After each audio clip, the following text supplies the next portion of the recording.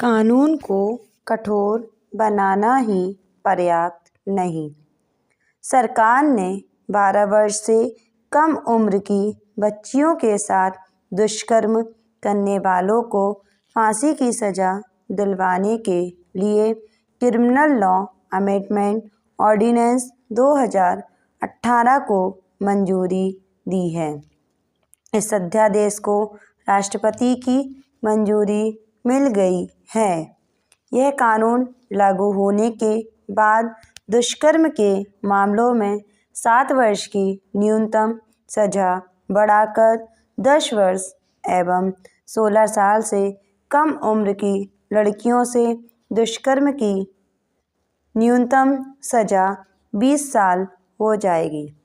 इसके अलावा कई और सख्त प्रावधान भी इस कानून में किए गए हैं।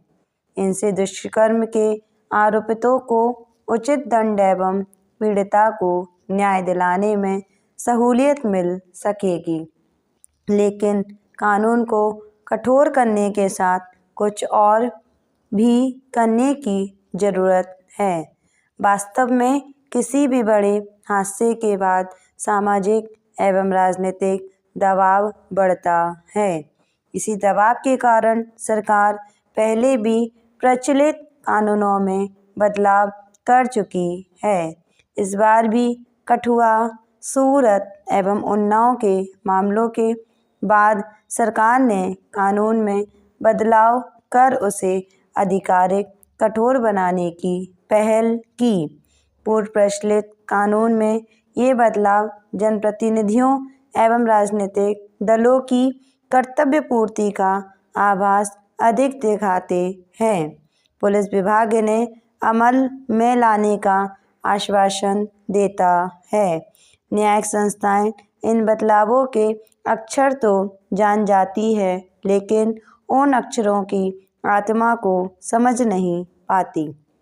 इसके कारण बदलाव असरहीन साबित होते हैं और हर नया हादसा एक नए बदलाव की राह तकने लगता है। अतीत में अनेक बदलावों के बाद बने ऐसे कानून देखने में तो पर्याप्त कठोर लगते हैं, लेकिन उनकी मौजूदगी के बावजूद दुष्कर्म की घटनाओं में कमी आती नहीं दिखती। ये कानून अपराधियों के मन में पर्याप्त डर पैदा करने में असमर्थ साबित हुए हैं। पर्याप्त एवं सक्षम कानून होने के बावजूद ऐसा क्यों हो रहा है, इसे समझने की ज़रूरत है।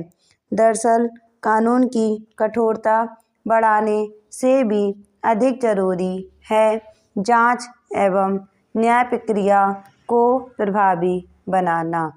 इनकी कमजोरी दुष्कर्म के मामलों को लंबा खींचती है।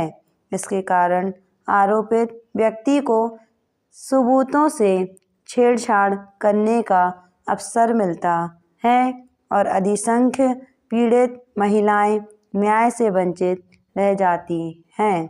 विलंब से मिलने वाला न्याय एक तरह से अन्याय के बराबर होता है।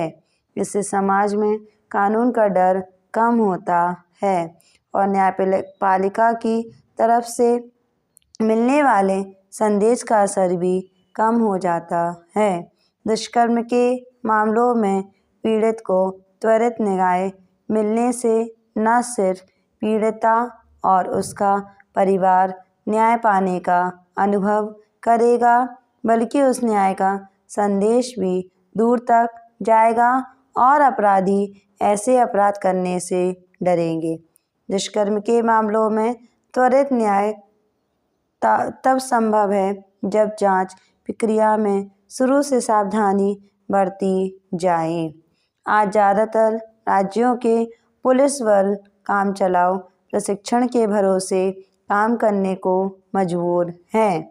बतौर उदाहरण, महाराष्ट्र में पुलिस बल का जो प्रशिक्षण कुछ दशक पहले तक 2 वर्ष का हुआ करता था, उसकी अवधि घटाकर 9 माह कर दी गई। कमोवेश अन्य राज्यों में भी ऐसी ही स्थिति है। इतनी कम अवधि के प्रशिक्षण में किसी आपराधिक घटना की जांच करने वाले सब इंस्पेक्टर स्तर के अधिकारी को वैज्ञानिक एवं तकनीकी प्रशिक्षण दे पाना तो कतई संभव नहीं हो सकता। जबकि दुष्कर्म के मामलों में फोरेंसिक एवं डीएनए जांच जैसी वैज्ञानिक प्रक्रिया का बड़ा महत्व होता है। जांच टीम की जरा सी असावधानी या विलंब अच्छे खासे सबूत नष्ट कर सकती है। इसके परिणाम स्वरूप पीड़िता को न्याय मिलना दुष्कर्म हो सकता है। दुष्कर्म के मामलों में जांच को प्रभावी बनाने के लिए राष्ट्रीय जांच एजेंसी की तर्ज पर प्रत्येक राज्य में कम से कम मंडल स्तर पर एक ऐसी जांच टीम का गठन अवश्य किया जाना चाहिए जो वैज्ञानिक तकनीकों एवं कानूनी जांच में दक्ष हो।